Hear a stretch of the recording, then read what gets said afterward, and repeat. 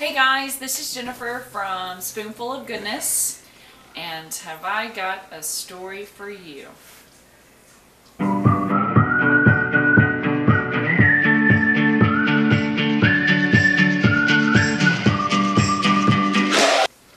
This being our very first blog, I wanted to talk about one of my most favorite topics, something if you were to ask any of my kids, whether that's at school or at home, that I talk about the most is poop.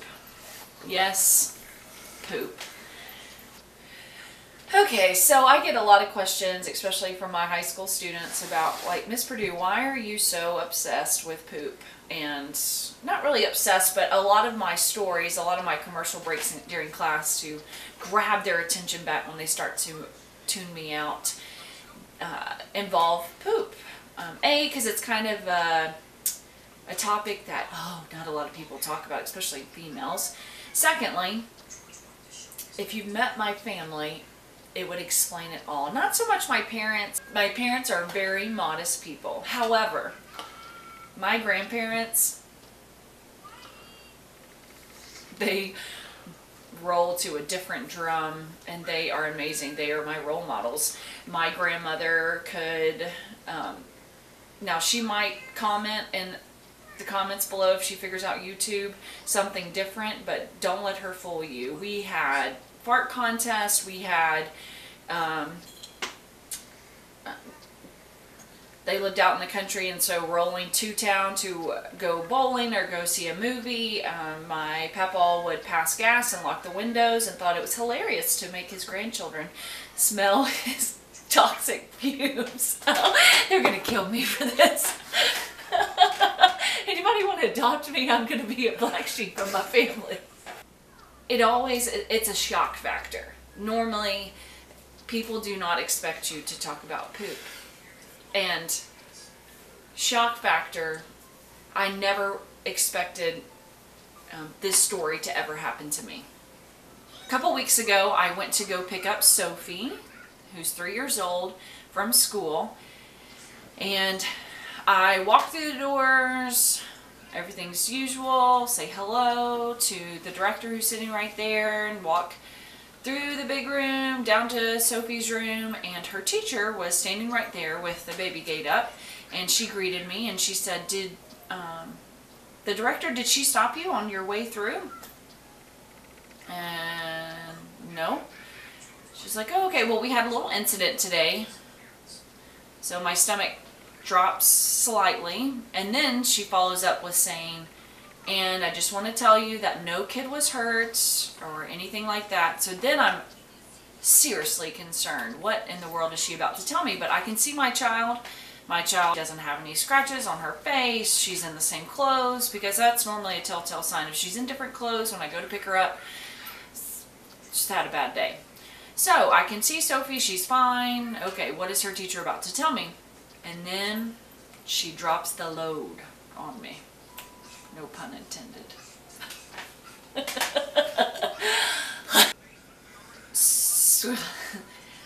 She noticed that Sophie was in the restroom for a little bit longer than what she normally should have been. So she goes to check on her and finds there's 2 little stalls in the restroom. Sophie is pants down, standing on the stool right in front of the toilet, and she's like, oh, Sophie, are you okay? And Sophie just shakes her head. Did you go poop? Sophie shakes her head, and she goes to help her wipe and notices there's no poop in the toilet. Sophie, where's your poop? My child, my sweet, blue-eyed, blonde hair,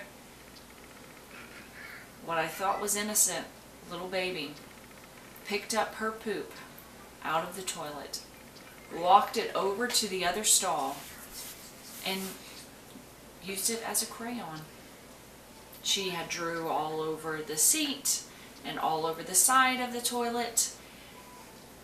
And then she also decided to rain down toilet paper all over the floor.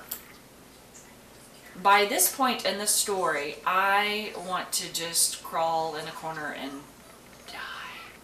I am so embarrassed and so mortified that another person had to clean up my child's poop drawing. So my immediate response is, I am so sorry, and I am giving my child a look of, you wait till I get you home. So after I am apologized like 10, 20 times, I asked her, what did you punish her? And she said, well, you know, we can't really punish her, but yes, she helped us clean it up, the toilet paper, and we made sure that she did not expose herself to any more fecal matter than she already did. And again, I was super amazed that while my child was Picasso poo, she did not get anything on her clothing. She was still in the same clothes. So she said that she and the director had talked to Sophie, and Sophie knew that what she did was wrong, and that she was very obedient in helping them clean it all up and all of that. I'm like, dang right, she should have. That is, I'm still just mortified, and it takes a lot to embarrass me, a lot. So as I'm continually apologizing, her teacher reassures me that, oh, you know, Jennifer, it's okay. This happens almost every day. It happens almost every day. I'm like, girl, you gotta get a new job. You don't get paid enough to clean up kids' poop drawings every day. Oh gosh, I can't imagine. What's your name? Sophie. And how old are you? 3. John. Hey, do you remember the other day? Yep. When you went to the bathroom at school? Yep. And you got in trouble because you did what? Picked my poo-poo up. Why'd you do that? Because I did it. Why? Because I have to. Why did you have to? Because I did it. Why? Because I want to. Why did you want to? Because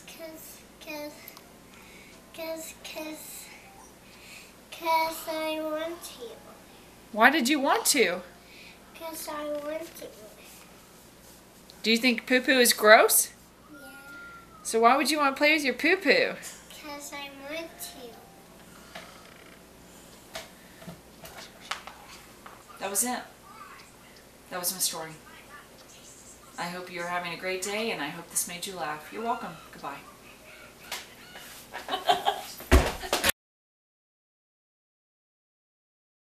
Hey, this is Jennifer from... Hey! Gotcha!